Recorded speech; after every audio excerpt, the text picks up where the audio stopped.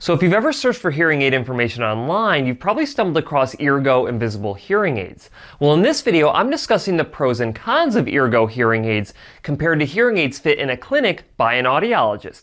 Coming up.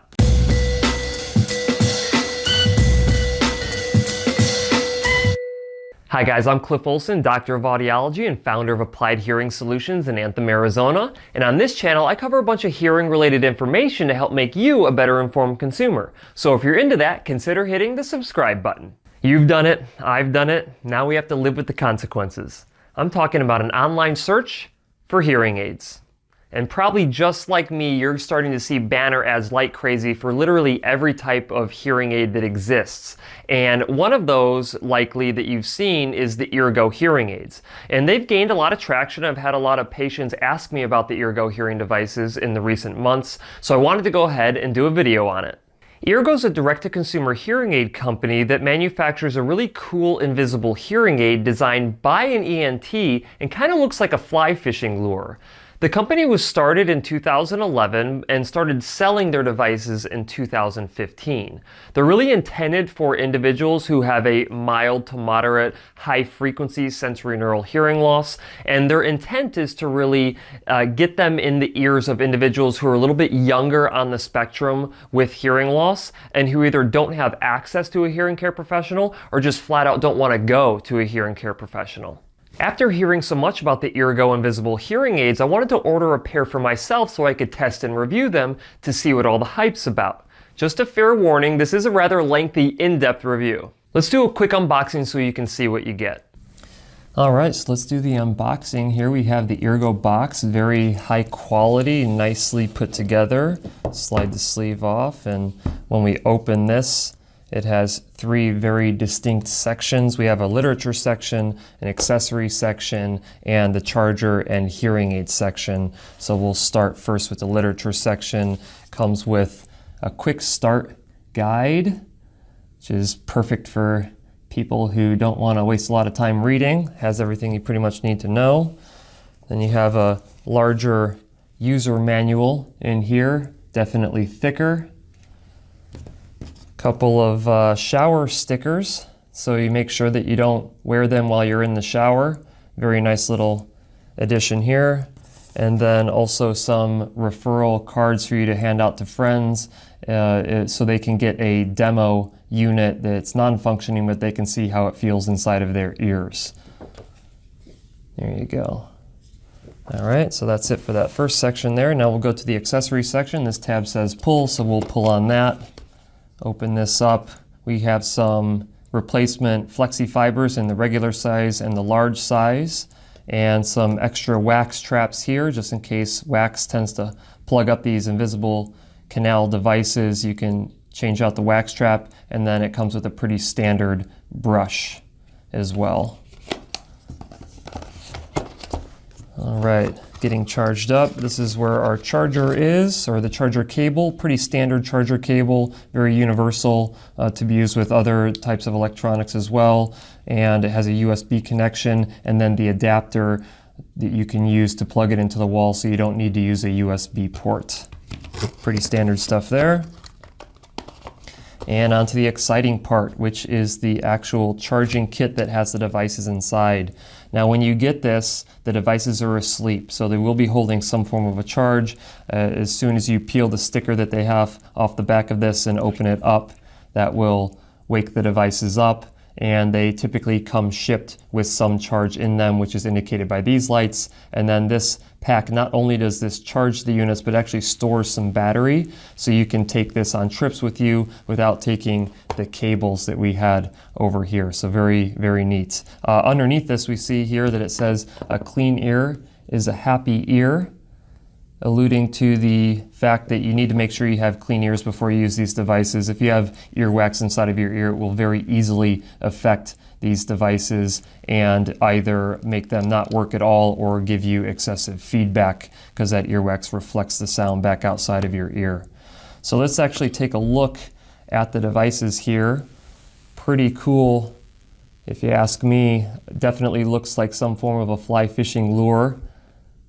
And in terms of the quality of it, the silicone flexi fibers appear to be of really good, medical grade quality, just based on my initial perception of them. The body of the hearing aid doesn't necessarily give me the impression of medical grade hearing aid, traditionally what I'm used to seeing. It looks more like a consumer electronic, but it doesn't look like it's low quality. It definitely looks like it has been well put together. Has the gold battery contacts there on both sides, and then if you can see the clear removal string right there. Let's see if I can give a little bit better background there so you can see it. And that is designed so you can pull it out of your ear once you get it in. And so I want to show you the difference between some flexi fibers. I actually requested that they send me some of their new dome flexi fibers, and that's what these are. And let me put up their standard flexi fibers as well, just to give you some comparison. And then I'm also going to take a dime and put that in the palm of my hand as well, so you can see the size differences. These are the large flexi fibers, these are the regular flexi fibers, and then the front ones here, those are the domed ones, and these are the regular ones. You can see that the dome is a little bit larger on the ones on the front. The intent of the domes is basically to see if you can get a little bit more amplification, maybe even in the low frequencies, and to suppress against feedback. And I'll be able to do a test while I'm wearing them to see if you get any benefit from those. And that is it for the unboxing. Let's get back to the review. All right, let's talk about the pros and cons of Eargo. We'll start with the pros first. After my review, there are 7 clear pros that I found with the company and their products. Pro number 1 is that the company is actually really easy to deal with. Of course, anytime you can order something online that is super straightforward, I always love ordering things online, super easy. Once you get done with the order, I was able to submit my hearing test. Now, I on purpose submitted an asymmetrical hearing test to them, and that actually prompted them to reach out to me and say, hey, we think that your one ear that is worse than the other is actually outside of the fitting range, so we're not entirely sure that you'll see benefit with one of our devices in that ear. So I really appreciated them reaching out to let me know when they thought that their devices weren't going to be right for me. I also received a welcome email which prompted me to schedule a welcome phone call with them so they could help walk me through the process of getting used to my new devices. The person that I spoke with from their company was very knowledgeable and very helpful and kind of letting me know what to expect with the devices and how to get them set up, making sure I got them in my ears okay, and a very pleasurable individual to work with. And I was very pleased with the amount of customer service and the approach that she took to educate me and train me on using the Eargo devices. Reason number 2 is invisibility. They absolutely are invisible, and I'll show you it again. I know you saw it on the unboxing, but they're very small devices, and they make them black for a reason. When you look inside someone's ear canal, they're actually just a black hole. And so when you get this into its spot, it actually disappears into that black hole, so you can't see it at all, and it is absolutely invisible. I would say they're very comparable to other custom invisible in the canal hearing aids that you would get from a traditional hearing aid clinic. Pro number 3 is that they're actually rechargeable, and to my knowledge, they're the only rechargeable invisible in the canal hearing devices that exist in today's market. And they come with this really cool rechargeable case that gives an indicator of how much battery life is left in the case and how much battery life is in the devices themselves. It's really nice because if you're going on a 2 to 3 day trip, you can just have this thing charged up, take this with you, not need all the cords and cables that you would need to power your devices otherwise, and you'll be good for, a weekend or a couple days. And each night that you charge it should give you enough battery life for the entire next day. Reason number 4 is actually comfort. The devices I found to be fairly comfortable. It was more so in my right ear than my left ear. I don't know if it's some kind of ear canal anatomy thing that I have going on where the device actually positions better in my right ear. Perhaps I was, rotating it incorrectly in my left ear. I was trying to be as vertical as possible when putting it in, but it may have rotated a little bit to where it was pushing against my ear canal wall. I think comfort really is going to depend on you and your ear canal shape and size. Those little flexi fibers that are on the device, they are actually intended to suspend the device inside of your ear so that hard plastic hearing aid portion of the device is not bumping your ear canal wall, which would probably be painful. And they also have different sizes of those flexi fibers that you saw in the unboxing. I tend to use, even though I would categorize my ears as being a larger ear canal, I actually use the regular size fibers that I find to be more comfortable. Reason number 5 is convenience. You don't have to go in and see a hearing care professional to get these devices. All you have to do is go online, submit your order there, or you can actually call them and submit your order. You don't need to really even have a hearing test done. You'll still get the devices. The only thing you have to do is sign a waiver, basically waiving them of any liability medically from you using their devices, and then you get them 2 days later. And when I did my order, I got them in 2 days, and that is without spending any extra money for the expedited shipping. So their shipping is super quick. Reason number 6 is noise reduction. Noise reduction is actually something that is very common in hearing aids today, whether you're spending a lot of money on a hearing aid or spending not very much money at all. And it doesn't necessarily help you hear better in a noisy situation or understand speech better in a noisy situation, but what it does is it lowers the amount of amplification giving off by the device to make that noise a little bit more tolerable for you. And so I actually wanted to test these devices and see how well the noise reduction worked, and I'm going to show you that test right now. All right, so this is the noise reduction test that I recorded when wearing the Eargo device. And basically what you're looking at here is the purple curve is when we first turn on the noise source. So that's where the amplification was before the noise reduction kicked in. And then the red line shows the lowering of that noise, or rather of the amplification of that noise to make it more tolerable. And after a certain period of time, it basically steadies out to where it indicates to us that you get an estimate of how much noise reduction, and it appears to be reducing the noise by 4 decibels. So it clearly does work in terms of the noise reduction for these devices. Pro number 7 is the low initial cost. For just $2,000, you can get the 2 devices, the charger kit, and any email or phone support that you would need. And you can also finance it anywhere from 12 to 24 months, which keeps your payments pretty low, and it really puts it on par with options that you would have from a value-based option at any audiology clinic. All right, guys, that's it for the pros. Let's start getting into the cons. And just like the pros, I found 7 distinct cons with Eargo. Con number 1 is that they don't require a proper hearing evaluation. Now, I specifically sent in an asymmetrical hearing loss, which showed that my left ear was worse than my right, so I could see how they would recommend that I get that taken care of. And while they did call me and say, hey, we think your left ear is outside of our fitting range, we don't think that you'll get benefit from the device in that ear, the phone call really should have been about, hey, we see you have an asymmetry. Have you been checked out by an ENT to make sure that it's not something like earwax or fluid behind your eardrum or a tumor on your auditory nerve? And while you are releasing any kind of liability on their end by signing the medical clearance, I think that it would be prudent to have the company recommend, when they see something that could be caused by a medical condition, to actually go get it checked out. The other problem I see with not requiring a proper hearing evaluation is that they never have otoscopy or visualization of their ear canal and eardrum ever performed. So you're not sure if there's earwax blocking the ear canal as to where it would prevent you from A, hearing, or B, being able to use their device.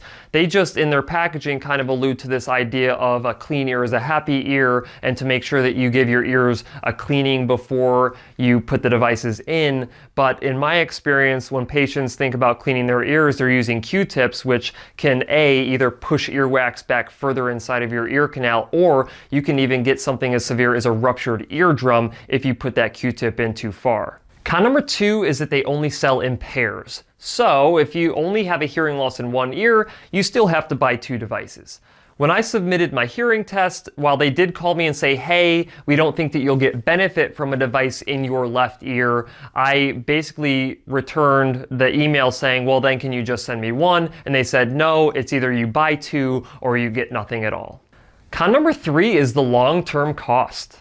Eargo devices only come with a 1-year warranty. Now, if you're inside of that 1-year warranty and something happens with one of your devices or both of your devices, you can call the company and they will send you replacement units, and then you will ship back your units that you currently have that aren't working, which is really nice from that standpoint if it's inside of that 1-year warranty period. Once you start getting outside of that warranty period, you can't even get the devices repaired. You are completely on your own at that point, so theoretically you could be spending $2,000 every year if you continue to have mechanical issues with your devices. And then this goes back to the last point. If your right ear breaks, you can't just get another right ear. You have to buy 2 new devices. This is in comparison to the traditional hearing aid world, where when you buy devices, you get anywhere from a 1 to a 3-year warranty. You can continuously extend that warranty up to usually around 6 to 7 years or so. And so the costs that you actually end up spending over the course of a traditional hearing aid's life can be substantially lower than what you would spend over the course of using Eargo over that same amount of time. Another point on top of that is that you're not actually getting continuing maintenance on your invisible in the canal hearing aids. And for my patients who wear invisible in the canal devices, they come in anywhere from 2 to 4 times a year to make sure that they get professional preventative maintenance done on those devices, and for me to verify that those devices are still meeting their manufacturer specifications, which means they don't have to be dead, but if they're having some kind of mechanical malfunction where they're sounding distorted or they're not actually able to reach the amount of amplification that I initially programmed for them, I'm able to identify it and fix it before it becomes a larger problem. Con number 4 is that the extra accessories are actually pretty expensive. If you find yourself in a position where you need an extra charger, you're going to spend $400 to get it. If you need some extra flexi fibers, you're going to spend $40. And if you need extra wax traps, you're going to spend $25. Con number 5 is that they only really have a limited fitting range. So if you have a low frequency hearing loss, you're not a good candidate for these. If you have beyond or moderate hearing loss in the high frequencies, you're also not a good candidate for these. And despite what their marketing says, you're not going to achieve any kind of meaningful amplification out to 7,000 hertz. In their defense, other manufacturers say that you can get amplification out past 7,000 hertz. I'm telling you right now, it is an impossibility with the traditional hearing aid technology that exists today. The company actually recently came out with dome flexi fibers, which I'll show you right here, a little bit larger. And I wanted to see if those had any impact in the amount of amplification that the devices gave off. And based on the graph that you see here, it had no noticeable difference in any kind of amplification, any boost in the low frequencies or any boost in the high frequencies. It may give a little bit of feedback suppression, but that was something I was unable to verify as well. Con number 6 is that they are not custom programmable. This is the largest problem with direct-to-consumer hearing aids, where you never actually have to see a hearing care provider. This is the same exact problem from any hearing aid that you would buy online that doesn't require you to go in and see a hearing care professional first. It's really important to understand that for hearing aids to work and to work well, they need to be custom programmed to your hearing loss prescription. The only way to do this is to custom program a device while you're wearing it and while taking measurements from inside of your ear canal. We call this real ear verification. Since all Eargo devices come pre-programmed the exact same way, I wanted to do real ear verification on myself while wearing the devices to see if they're actually capable of meeting a hearing loss prescription. So let me orient you with what we're looking at here. On the right hand side of your screen, that is the left ear measurement, and on the left hand side of your screen, that is the right ear measurement. The goal is to get the amount of sound coming out of the Eargo devices to overlap with our prescription line, which is the hash mark line that you can see on both sides of the screen. It's important to note that the ear you're seeing being measured right now is for a mild to moderately severe hearing loss, which is within the specifications that Eargo looks for to see if you would be able to achieve benefit with their devices, and then a more typical mild to moderate high frequency hearing loss in the right ear. And the purple lines that you're looking at is the amount of sound coming out of the Eargo devices as being measured in my ear canal. And we would really like to see those overlapping as much as possible, which would indicate that we are meeting the prescription for the hearing loss that I have entered into the system.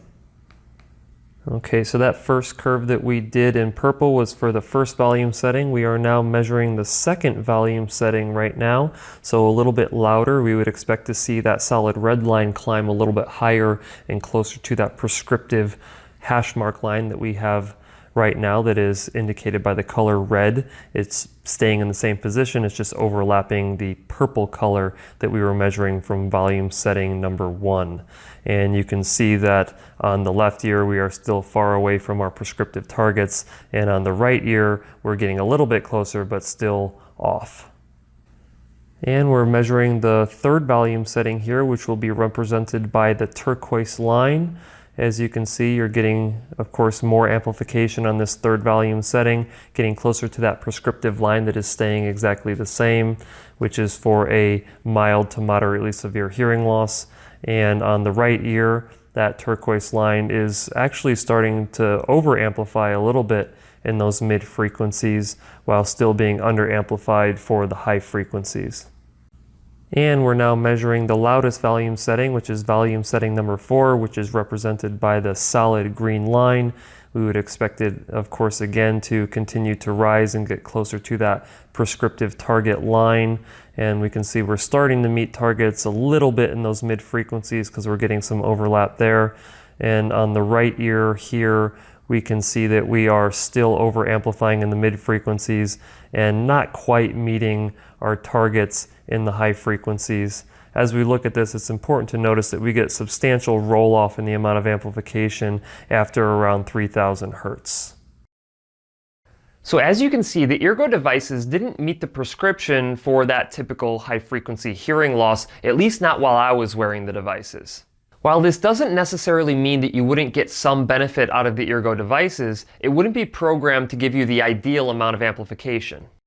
So I wanted to take a quick second to compare the amplification that you would get from a custom device that is programmed while you're wearing it. And as you can see here, the solid purple line is darn near overlapping exactly the hash mark line, which indicates that we are meeting the prescription for the hearing loss very nicely, and which is where we would expect to get maximum benefit from hearing devices. What I'm showing you here on this screen is the differences in being able to meet the target prescription for custom hearing aids on top and Eargo hearing aids on the bottom. And as you can see, for average level speech target, which is the hash mark line, purple hash mark on top, green hash mark on bottom, for the exact same targets, we're able to meet those targets much better with a custom program hearing aid versus an Eargo hearing aid that really doesn't custom match anything on that hearing loss prescription. Reason number 7 is that there's no standard outcome measures. This is something that is very important when you're trying to identify how much benefit someone is getting and to see if the devices are actually meeting their needs or not. When you don't do this, it's essentially the equivalent of saying, well, how does that sound? Which is not a verifiable pre and post measure of how well you're hearing. Now, to be fair, this is something that the company could easily employ. They could get some very simple questionnaires that are proven to be valid and reliable, and ask patients beforehand and after their 45-day fitting period to determine actually on a subjective measurement scale how much improvement they're actually seeing. All right, guys, that's it for the cons. What I want to do now is kind of go into some of my overall thoughts about the company and their products. Overall, I was really impressed with the company. I think that that was something that was really a breath of fresh air. I didn't get this feeling like they were just trying to sell something. I really got the impression that they were really focused on the patient experience through the journey of using their devices. They had some really good videos that they emailed to make sure that you knew how to, properly insert them, clean them, so on and so forth. I thought that was really nice. The people I interacted with at the company were absolutely terrific. People who I would probably hang out with, at a convention or something like that. So I was really pleased with the company as a whole from the people perspective. After speaking with Eargo, I truly feel like they believe their Achilles heel is this lack of in-person contact with the end consumer. It's really hard in the hearing care space to be using best practices on patients when you don't have any physical contact with them. What it really comes down to is, at the end of the day, you need to make the decision for yourself if the pros outweigh the cons of using Eargo devices. And if that answer is yes, then you might want to give Eargo a try. That's it for this video. If you have any questions, leave them in the comments section below. If you liked the video, go ahead and give it a thumbs up. And if you want to see more videos just like this one, go ahead and hit the subscribe button. I'll see you next time.